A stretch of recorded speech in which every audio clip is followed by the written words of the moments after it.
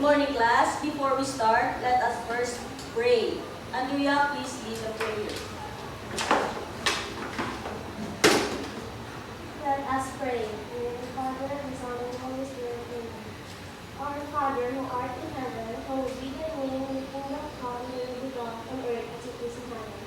Give us this day our daily bread, and forgive us our trespasses, as we forgive those who trespass against us, and lead us not into temptation, but deliver us from evil. Amen.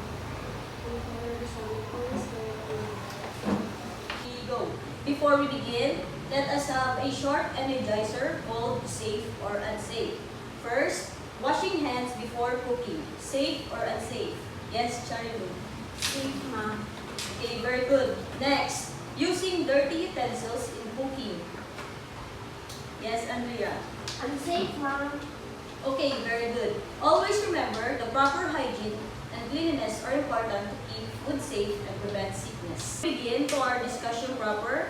Let us first review our previous lesson. What was our previous lesson? Yes, Sarah. Our previous lesson was about handling guests with special needs, ma'am. Okay. What is so important to assist guests with special needs properly? Yes, Jack.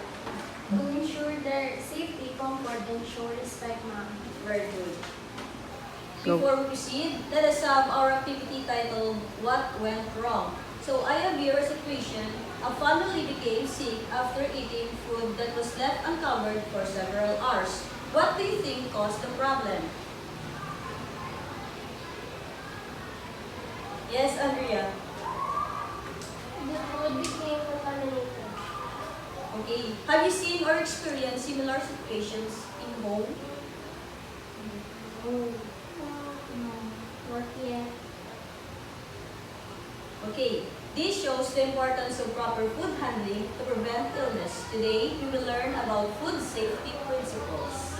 So our topic for today is food safety principles.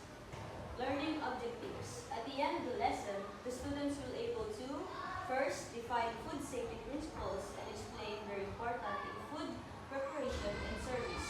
Next is demonstrate proper hand washing and personal hygiene practices in handling food. Last, apply safe food handling, storage, cooking, and cleaning procedures. So now let us start for our lesson proper. So what is food safety principles?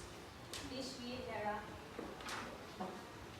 Food safety principles rely on 4 cure guidelines to prevent food burn unless clean, separate, cook, and kill. Following these actionable practices, ensure that food is safe from harmful bacteria, virus, and contaminants at all stages of preparation.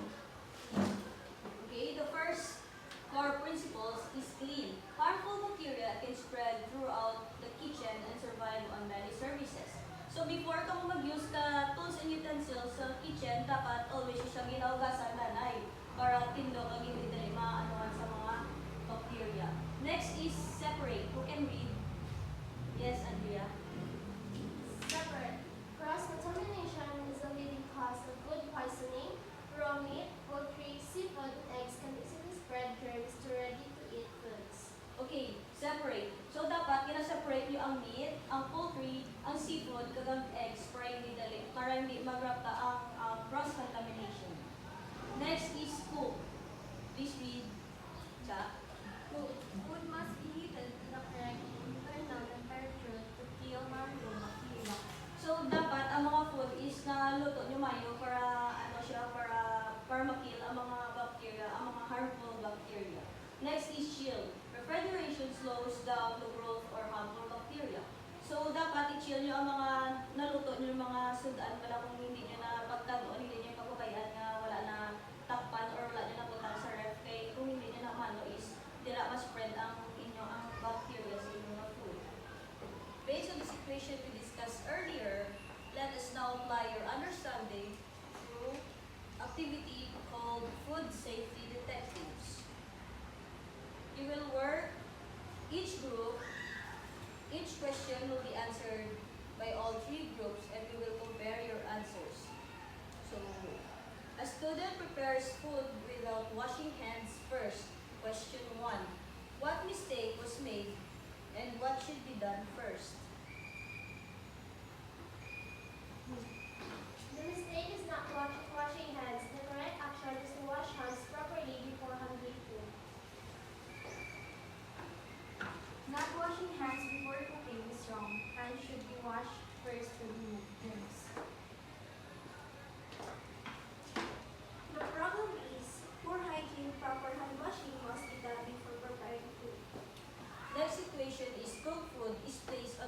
stored on the table for longest time?